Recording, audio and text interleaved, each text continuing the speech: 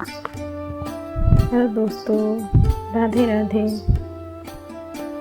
हम बचपन से ही किताबों और टीवी सीरियलों में देखते आए हैं, लेकिन कुछ कथाएं ऐसी भी हैं जिन्हें आपने ना कभी पढ़ा होगा और ना ही सुना होगा।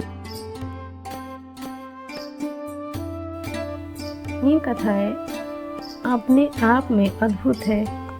आज इस पौराणिक कथा में हम आपको सुनाएंगे एक कहानी, जब हनुमान जी ने भीम को अपने शरीर के 3 बाल दिए। जानिए क्यों। पांडवों ने श्री कृष्ण की मदद से कौरवों पर विजय प्राप्त कर ली थी। अब हस्तिनापुर का राज्य पांडवों के अधीन था। धर्मराज युधिष्ठिर राजा बने थे। न्याय और धर्म की प्रतिमूर्ति महाराज युधिष्ठिर के राज्य में सब कुशल मंगल था। समस्त हस्तिनापुर आनंदमयी जीवन व्यतीत कर रहा था। कहीं कोई किसी प्रकार का दुख नहीं था। एक दिन नारद मुनि राजा युधिष्ठिर के पास आए और कहा कि महाराज, आप यहाँ वैभवशाली जीवन जी रहे हैं, लेकिन वहाँ स्वर्ग में आपके पिता बड़े ही दुखी हैं। युधिष्ठिर ने नारद मुनि से पिता के दुखी होने का कारण पूछा तो उन्होंने बताया कि पांडु का सपना था कि वो राज्य में एक राजसूय यज्ञ कराएं, लेकिन वो आपने जीवन काल में नहीं करा पाए। बस इसी बात से दुखी हैं। तब युधिष्ठिर ने अपने पिता की शांति के लिए राजसूय यज्ञ करने का फैसला लिया।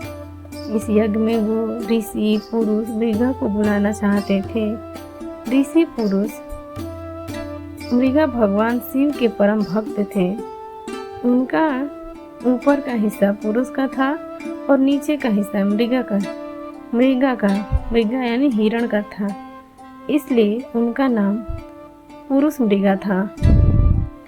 युधिष्ठिर ने अपने छोटे भाई भीम को आज्ञा दी कि वह ऋषि पुरुष मृगा को ढूंढ कर लाए ताकि यज्ञ संपन्न हो सके। भीम भाई की आज्ञा पाकर ऋषि पुरुष मृगा को ढूंढने चल दिए। एक जंगल से गुजरते हुए भीम को पवन पुत्र हनुमान दिखाई दिए।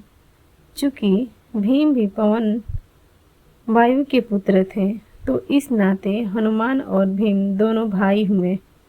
हनुमान जी ने अपने छोटे भाई भीम को अपने शरीर के 3 बाल दिए और कहा, ये बाल तुमको मुसीबत से बचाने में मदद करेंगे। काफ़ी दूर फटकने के बाद भीम ने आखिर ऋषि पुरुष मृगा को ढूंढ ही लिया। वो उस समय भगवान शिव का ध्यान लगाए बैठे थे।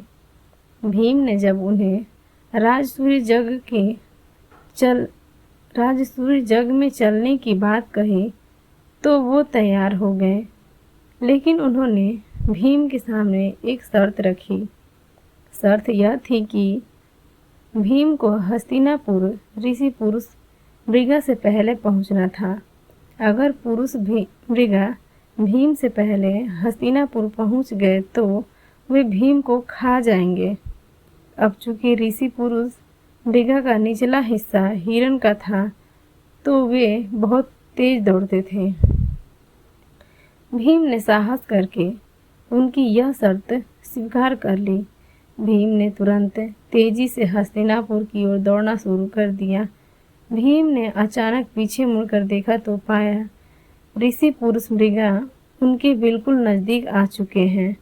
घबराए हुए भीम को अचानक हनुमान जी द्वारा दिए हुए 3 बालों की याद आई। भीम ने एक बाल जमीन पर फेंक दिया। तुरंत उस बाल की शक्ति से बहुत सारे शिवलिंग जमीन पर उत्पन्न हो गए। ऋषि पुरुष मृगा भगवान शिव के भक्त थे, इसलिए अब वो हर शिवलिंग को पूजते हुए आगे बढ़ रहे थे, जिससे उनकी चाल धीमी पड़ गई।